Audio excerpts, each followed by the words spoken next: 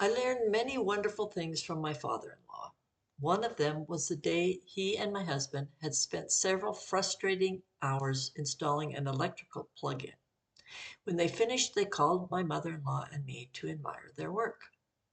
Given that the real work was installing and hooking up multiple feet of electrical wire was mainly hidden under the wall and the floor, there wasn't a whole lot to see. We nodded our approval and said, "Very nice," and started to leave. My father-in-law said, "Wait a minute. We spent a lot of time and energy installing that little plug-in. I want a attaboy. I want some real acknowledgement of our hard work and expertise." We were happy to oblige and spent several minutes praising the intense effort and the expertise the installation had taken. We all need an attaboy or an attagirl now and then. When we've worked long and hard on a big project, we need to hear from the most important people in our lives. "Way to go, attagirl, attaboy." It is often true that the activities and accomplishments that look the easiest take the most expertise, effort, and practice. Watch any top athlete and then think about the hours and hours of practice it took to create the illusion of ease and effortlessness. Most people, especially the ones who love us, are happy to give us praise and encouragement when it's needed or wanted.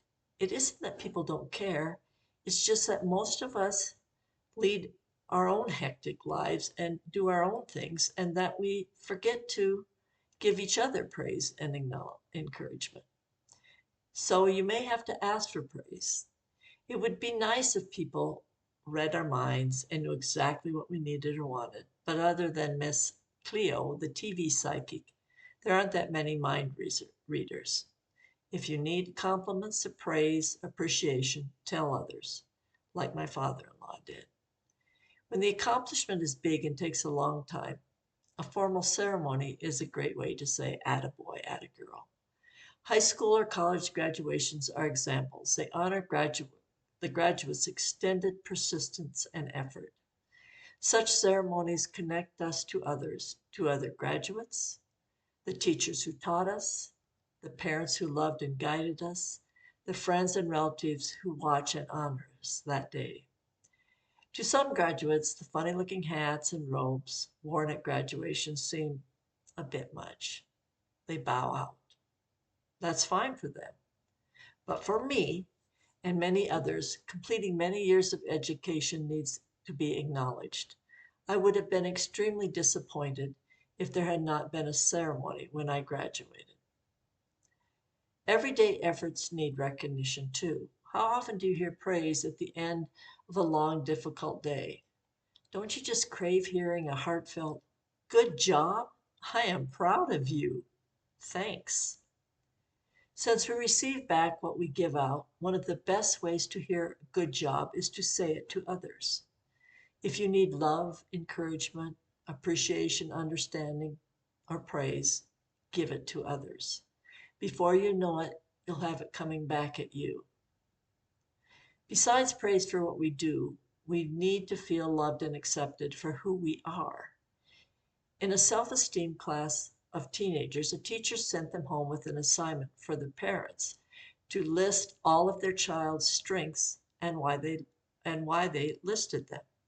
At the end of the class, when the teens were asked which of the class experiences they liked best, without hesitation, the teens chose the one where the parents wrote about them. Some of them said it was the first time they knew their parents really loved them. Much of my life, I've been surrounded by bright, capable people. Too often, I've taken them for granted. Take my kids. Please. No, I'm just joking. They always did well in school when they would bring home an excellent report card, I just took it for granted that they would always have good grades. Luckily, they always did. Though I don't believe in paying for grades, I did try to deliver an attaboy or attagirl in the form of little note, congratulatory note, a hug, a treat in their favorite restaurant, or a school supply that they needed. Sometimes there isn't anyone to give us an attaboy or attagirl. Maybe no one else recognizes or shares our dreams and goals. It doesn't mean necessarily it's a bad goal that we should give up on.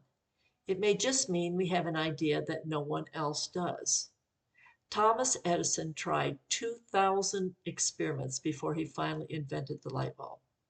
When asked how it felt to have failed so many times, he replied, I never failed. I invented the light bulb. It just happened to be a 2,000 step process. Successful, happy people learn to give themselves internal encouragement. Have you ever looked in the mirror and done a Fonzie? Fonzie was a character in an old sitcom, Happy Days. He would walk up to a mirror, pull out his comb, and then stop midair with the comb poised above his head. He would cock his head to his side and go, "Hey!" With pleasure and pride. The comb was returned to his pocket without ever touching his hair. He knew he was perfect just the way he was. We can't all be Fonzie, but we can learn to look in the mirror each day and say something positive, inspiring, or loving to the person we see there. I've learned to give myself attagirls to start a tedious project, to keep me motivated, and to acknowledge my accomplishment when I finish it. In fact, that is what I need to do right now. I'm having trouble figuring out a brilliant ending for this long overdue column. I've been beating myself up for taking so long to complete it. I'm not even convinced I should turn it in now. But part of all this Attagirl stuff is accepting our imperfection and letting go of a project. There, I said it. Attagirl. Have a great day, week, and life from mean old granny at For Goodness Sakes.